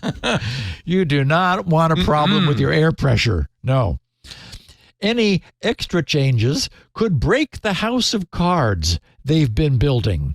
Imagine everything seems to be working, but all that remains is a communication problem. Some PLCs have manuals 700 to 1,000 pages long, and various communication features are scattered throughout the PDF. No organization there. An inexperienced programmer engineer who's under pressure to compete the already late project might just start turning everything on, even if they don't know what it is or what the risks are. Require authentication? Nah, uncheck that box. That could be the problem. Max number of connections equal 1? Well, I don't know what counts and what doesn't, so let's just set it to 10. Set admin password? Better make sure that's blank or default. Don't want to keep something from connecting. Oh, and don't change the port number. That other device over there might be assuming the default port is used, and we don't want to break something that works now and lose ground. He says, honestly, I don't even think we ever are going to fix this. Either industries will eventually move to more advanced systems, which is already happening in some cases, like PC-based control with National Instruments LabVIEW or their competitors, or existing older PLCs just need to be kept in a DMZ or well-guarded network segment. The trouble is, when things aren't broke, they don't get fixed. So already exposed or at-risk PLCs are just going to be sitting there connected to networks to harvest data, waiting to be leveraged for attacks. And these are the things that keep massive swaths of our public utilities functioning. So, Dylan, I think you got all of that exactly right. And I've said it before. I'm sure this won't be the last time I say it. This podcast has amazing listeners. No kidding. So thank you, Dylan. There's something cool about PLCs. How is it? Kind of writing an assembly language to write to one, or yeah, it's a very low level. Okay. tree logic. So it's literally if A, then B. Wow. If not, or wait this long, then trigger this. I mean, it is the thing that moves the arms back and forth. Right. In those assembly lines. I'm sure there are high-level interfaces, though, to C or, Forth was originally designed to do that, to program those things. Well, Forth was designed to aim a radio telescope. That's right. Yes. Yeah. And I imagine the aiming mechanism was something like a PLC. It was definitely, turn motor on, wait till star moves to center, turn motor off. Yeah, Charles Moore. Yeah. Yep. I love this stuff. There's something cool about putting your code in a hardware device. Well, Leo, it's a robot. Robots are cool. Very cool. So it is cool. Yeah. It's cool about, the way to motivate, grade schoolers is remember Logo was the original, the little turtle logic. 12. Yeah. Exactly. Yeah. And of course, START is a great way for high school students to get into robotics. The START competition. You're right. That's cool. Yeah, I think the idea, and I think also that's where, what is that world that you create? Oh, Lego blocks thing? Roblox. Roblox. They're absolutely learning that kind of logic in Roblox. Yep. Exactly what they're learning. Yeah. Man, I wish I had another 50 or 60 years. I'd like to really get into some of this stuff. Very cool. Okay. Very cool. So lastly, just quickly, on the SpinRite front, last week, I rewrote GRC's code signing system. My original design... You just rewrote it in a week. No bigs. Well, I knew how it worked by then. It took me a month to get it working the first time. But yeah, I did rewrite it because the way I had done it, which was to build the code signing into GRC's server code, had not proven to be 100% reliable. Yeah. And it needs to be. It turned out that when I was restarting the server, the code signing system did not like that restart. So that was a problem. Anyway, so I redesigned the system under a client server model where we now have code signing as a service. The code signing service runs in the background with the web server being the service's client, sending it files to be signed. So far, I'm feeling really good about it. It came up, it worked the first time, and it has been flawless ever since. It has never stumbled or had a problem. So this feels like exactly the right solution. Oh, and in the process, I was able to switch the signing from using an SHA-1 over to SHA-256, so that feels better too. Now, SpinRite's paint continues to dry nicely. One popular tool, which I think is the right way to put it. One popular tool for carrying around and booting ISO image files is something called Ventoy, which, Leo, you obviously are a fan of. Yes. When I initially heard someone report that SpinRite 6's ISO SpinRite 6.0's ISO files worked fine with Ventoy, but the various pre-releases of SpinRite 6.1 did not, I plan to eventually get around to looking into what was going on with that. That's the sort of thing one does while the paint is drying. So once I got the signing system redesigned and apparently finally working perfectly, I took a look at Ventoy, which I've never used since I don't do a lot of portable ISO image booting. Yeah, it's widely used for things like having 20 Linux distros on a single USB key. Which you are welcome to. Yes. Well, here's a good example. I would love to have SpinRite plus the Windows installer on a single USB key and be able to switch between the two, right? So I brought myself up to speed on Sunday. It is a very slick open source project and tool. It's installed onto a USB thumb drive. Then you simply drop ISO files into its directory. When that drive is then booted, it presents a list of the ISO files it found and allows its user to select any of them to be booted. So I certainly understand its appeal for anyone who wants to carry a toolkit around on a thumb drive. Right.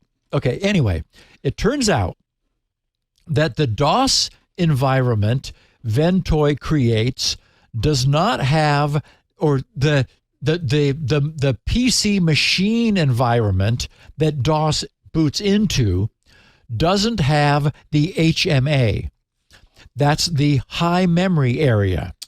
Now, okay, the high memory area is one of the cleverest hacks ever invented. _hack, however.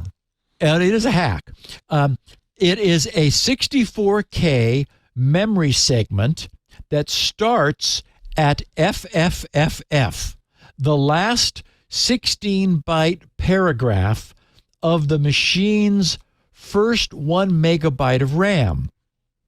Since memory in a segmented memory model is referenced by a positive offset from the start of a segment, starting a segment at FFFF allows for accessing 64K minus 16 bytes past the 1 megabyte point. In other words, this allowed PCs still running in real mode to access an additional 64K of RAM. When they were only supposed to be able to access a megabyte, it's actually a megabyte plus 64K minus 16 bytes. Anyway, it is a neat hack that the PC industry came up with and adopted in the later years of DOS, and all recent DOSes have been able to load themselves and their buffers into that region in order to leave more conventional memory available for their programs to run. Since the DOS execution environment created by Ventoy does not provide that, it forces DOS to load low. And it turns out that there is just barely insufficient RAM left over for SpinRite 6.1 to run. And I mean just barely. It turns out that the slightly smaller size of an unsigned version of SpinRite, which is a few K smaller, does run. As easily does the much smaller DOS-only SpinRite executable. So, after today's podcast, I'm going to tweak the Windows component of SpinRite, which is why we let paint dry, just a bit, so that the bootable ISO image it builds will contain SpinRite's 81K DOS executable rather than the full 250K hybrid DOS and Windows executable. That smaller SpinRite for DOS should then run without any trouble under Ventoy, and a bootable ISO has no need for the full larger Windows version anyway.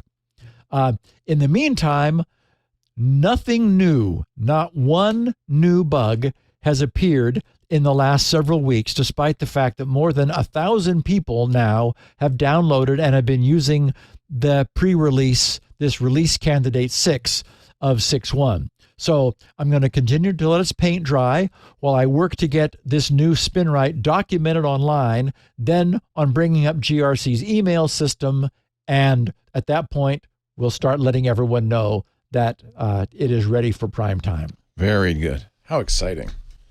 It is very exciting. And Leo, let's tell our listeners about the advertiser they're excited to hear about. I will. And then we're going to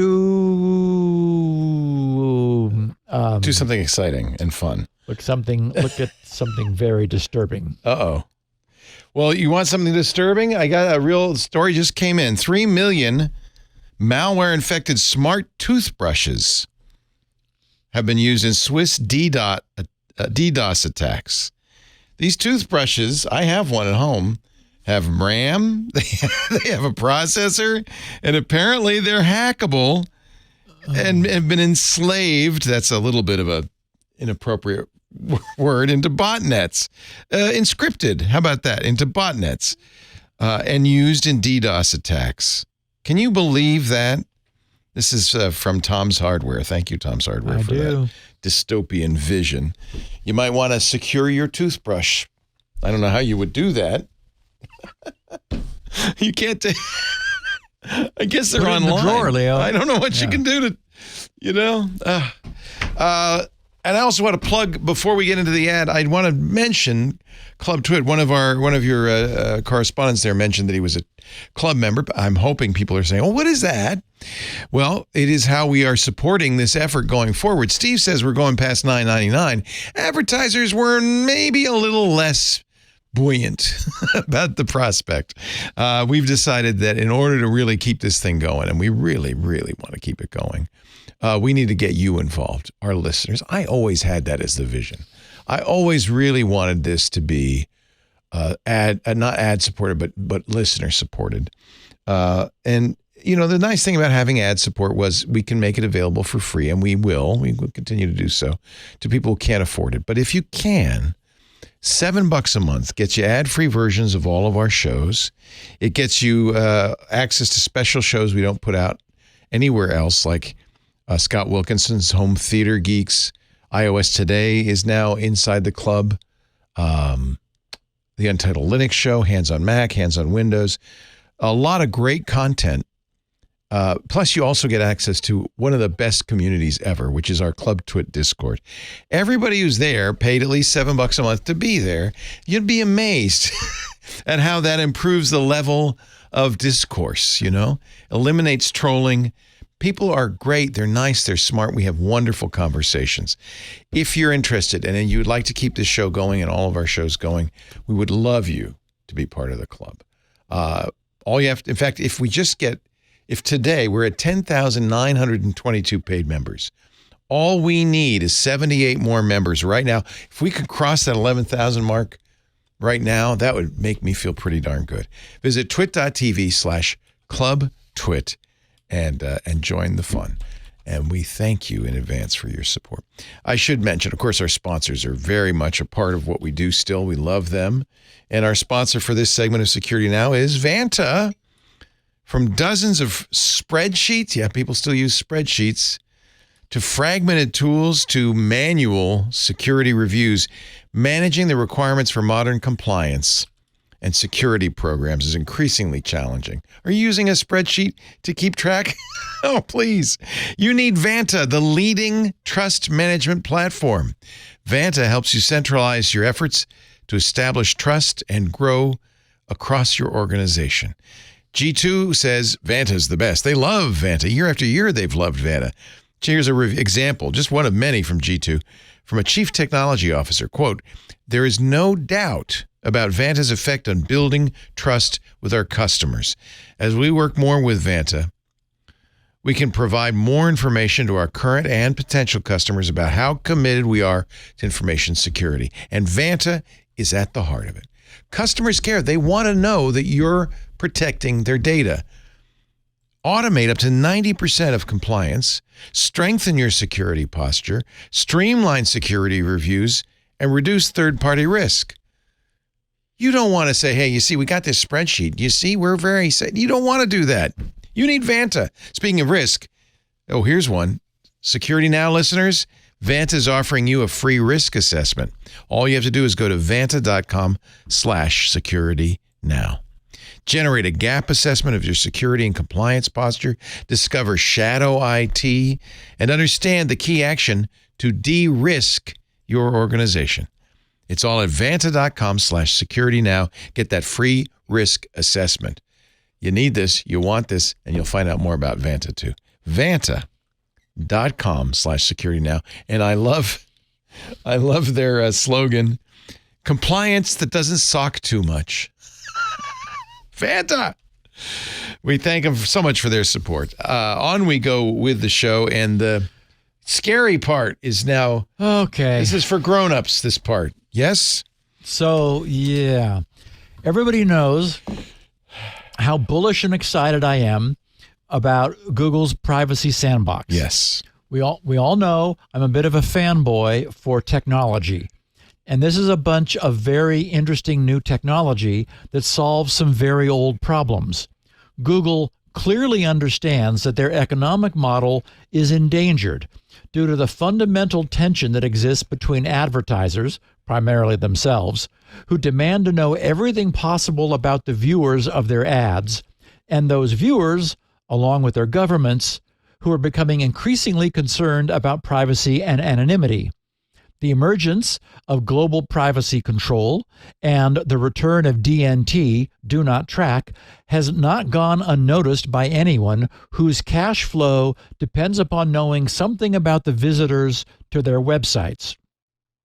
As we've been covering this through the years, we've watched Google iterate on a solution to this very thorny problem.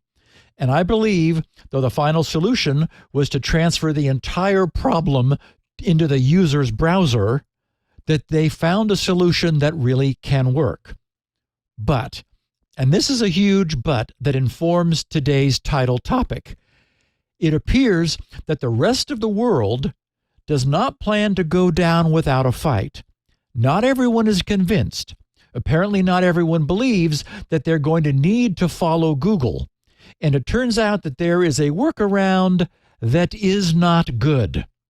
So, a recent Financial Times headline read, Amazon strikes ad data deal with Reach as Google kills off cookies, which was followed by the subhead, Media sector scrambles to deal with fallout from phase out of cross-website trackers.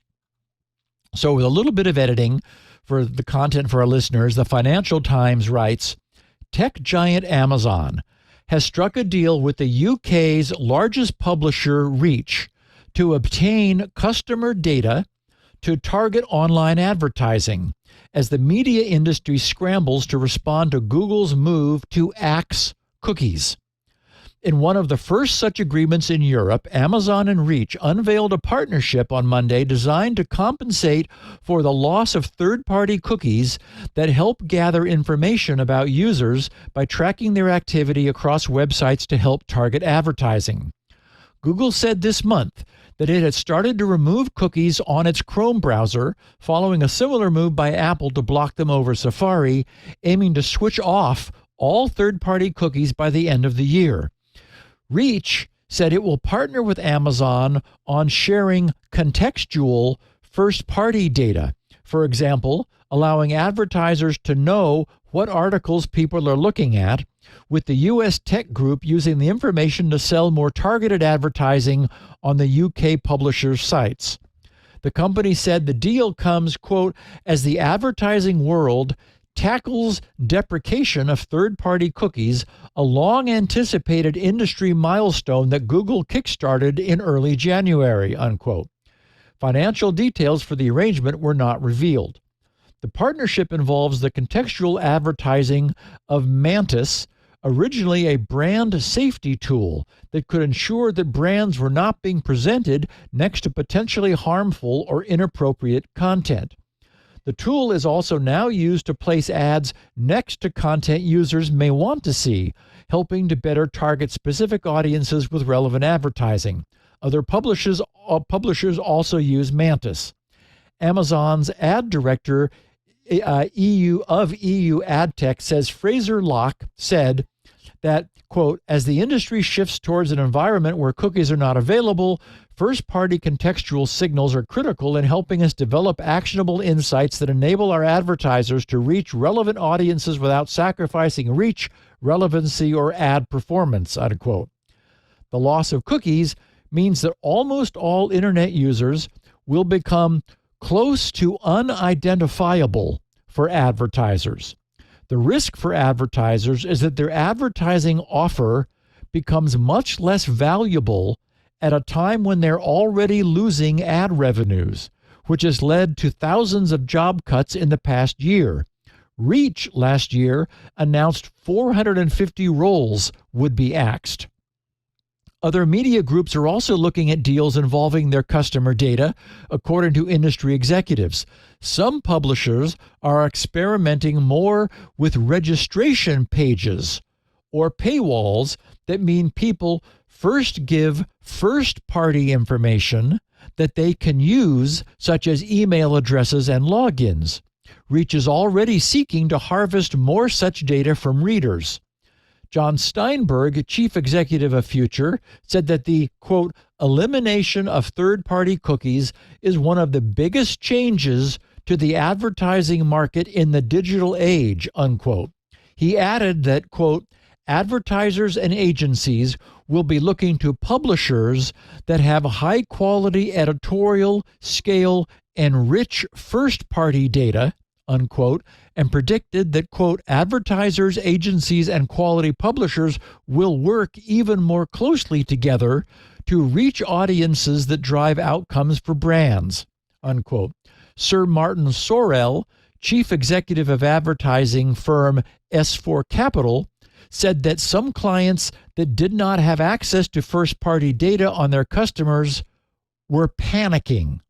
He said that there would be more focus on getting customers to sign up to websites with their information as companies attempted to boost their stores of consented data, unquote.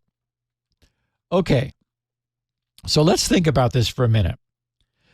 This notion of requiring more user signups is interesting, and it's not something that had occurred to me before. This article makes it clear that the advertising industry is not going to let go and go down without a fight. They don't want to change. They don't want to adopt Google's strongly anonymous, interest-based solution. No, they want to continue to know everything they possibly can about everyone, which is something Google's dominant Chrome browser will begin actively working to prevent, at least using the traditional tracking methodology. So, what are they going to do? And what's up with this signing into sites business?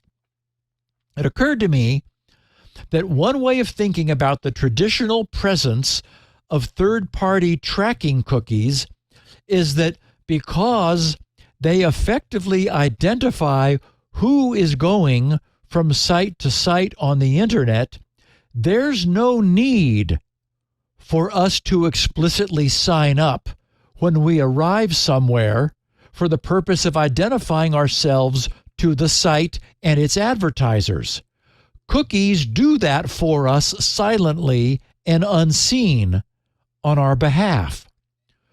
Who we are when we visit a website is already known from all of the cookies our browsers transmit in response to all of the transparent pixels and beacons and scripts and ads that laden today's typical website. But soon, all of that traditional, silent, continuous background identification tracking is going to be prevented. And the advertising industry is finally waking up to that reality. What this means for a website itself is significant, perhaps even drastic. A reduction in advertising revenue, since, as we know, advertisers will pay much more for an advertisement that's shown to someone whose interests and history they know. That allows them to choose the most relevant ads from their inventory, which makes the presentation of the ad that the viewer sees more valuable and thus generates more revenue for the website that's hosting the ad. And that's, of course, been the whole point of all this tracking. That's why websites themselves have never been anti-tracking, and it's the reason so many websites cause their visitors' browsers to contact so many third-party domains. It's good for business from the website's perspective, and it increases the site's revenue. And besides, visitors don't see any of that happening.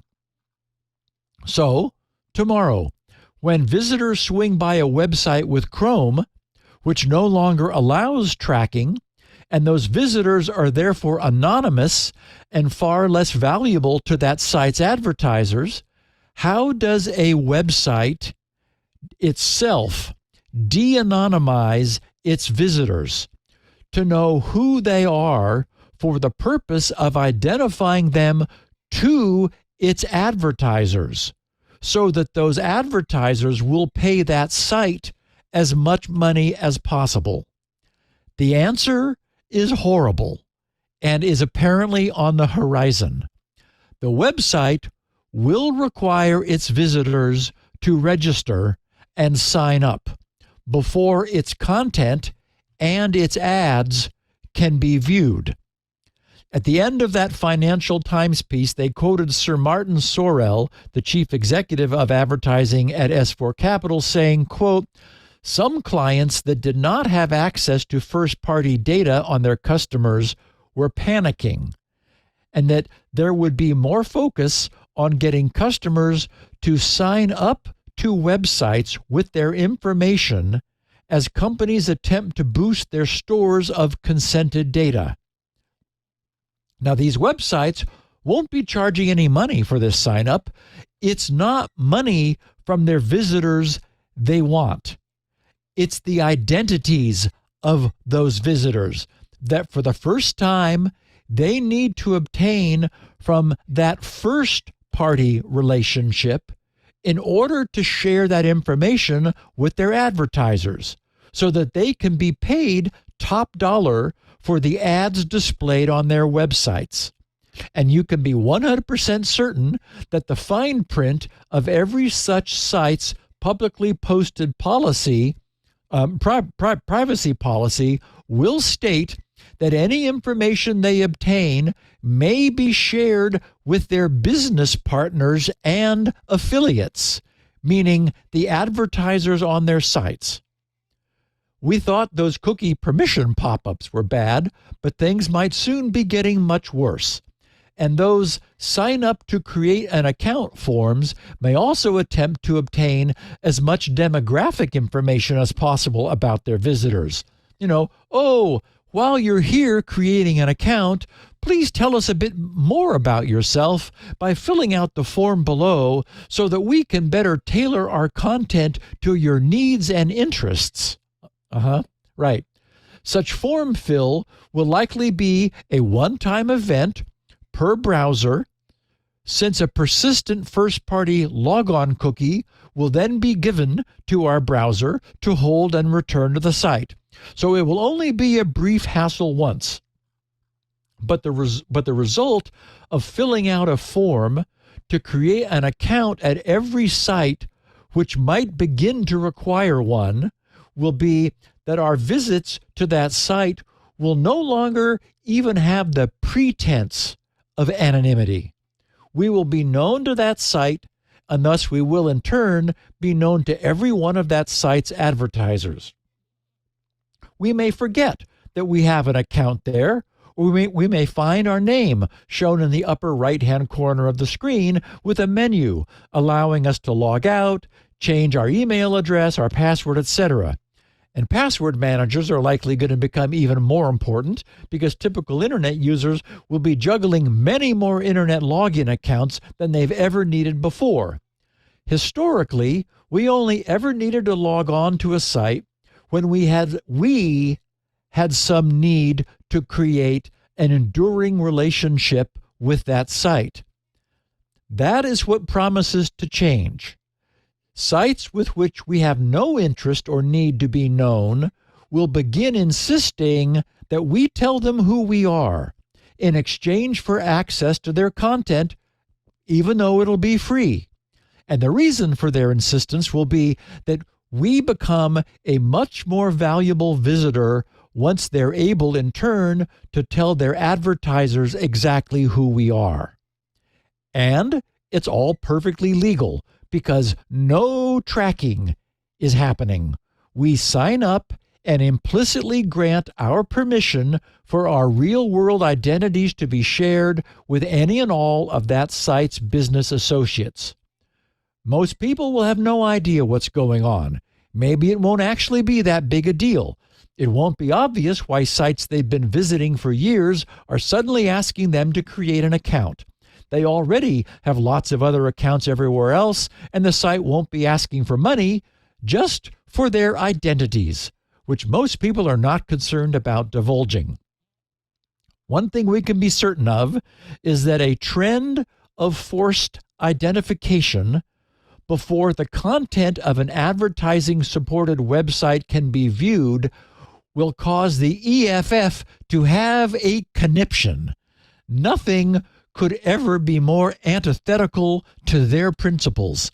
The EFF wants nothing short of absolute and complete anonymity for all users of the internet. So this represents a massive step directly away from that goal.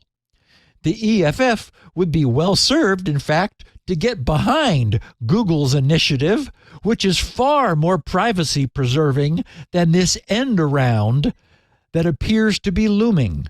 It almost makes third-party cookie tracking look attractive by comparison.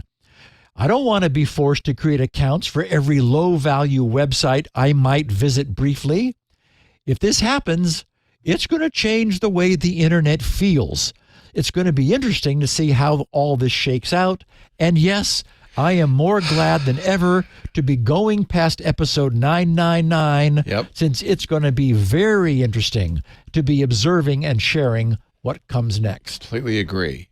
Our mission has really just begun. For a long time, the last 5 years, I thought, well, we kind of done it all. There's just how much fun is there in the newest iPhone or whatever.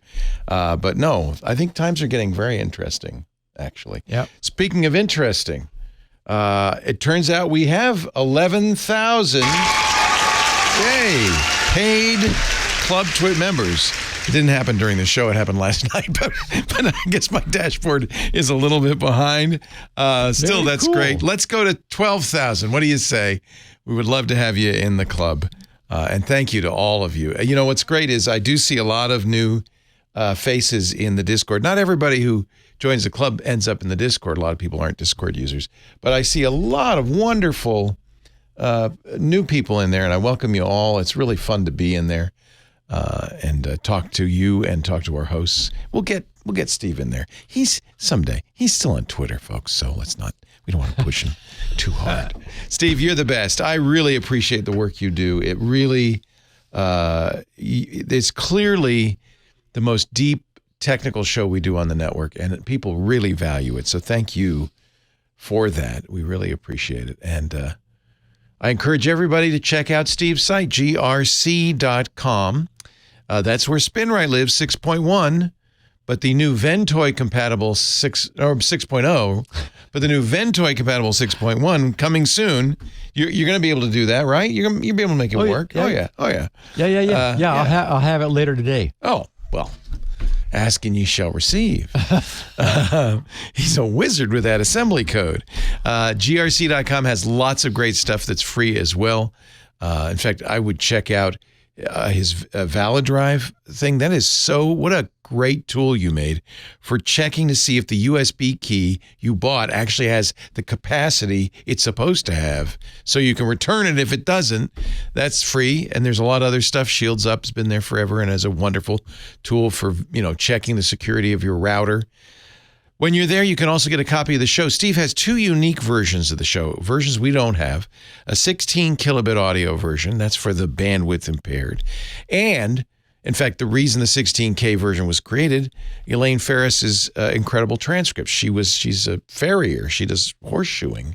And out at the farm, they didn't have a lot of bandwidth, so Steve made a smaller version for her. She types up those transcripts, beep not included, apparently. It's for everybody. That'll be there. And of course, the 64 kilobit audio. We have the 64 kilobit audio at our site, twit.tv/SN for Security Now. There's also a YouTube channel dedicated to Security Now. That's actually a great thing to know about. If you hear something and you go, oh, I got to send the boss this clip or a friend this clip, I want them to know about this thing. Your friend's bugging you about third-party cookies. You can say, well, you ought to hear what Google's up to now. All that stuff. You just get a little clip off of YouTube and share it with them. That's good. If you do that, it helps us. It brings awareness to the work Steve's doing here. And, of course, the best thing you can do for yourself and for us is subscribe in your favorite podcast client. You'll get it automatically the minute it's available, and we make sure you get to listen to every single show. Steve, have a wonderful week. Thank you, my friend. We'll dry out down here in the wet Southern California. You were okay, right? You didn't have a sprinkler hitting your high voltage box. No. Okay. I'll see you next week. See you on the 13th. Bye. Hey there, Scott Wilkinson here. In case you hadn't heard, Home Theater Geeks is back. Each week, I bring you the latest audio-video news, tips and tricks to get the most out of your AV system, product reviews, and more. You can enjoy Home Theater Geeks only if you're a member of Club TWiT, which costs $7 a month, or you can subscribe to Home Theater Geeks by itself for only $2.99 a month. I hope you'll join me for a weekly dose of Home Theater Geekitude. Security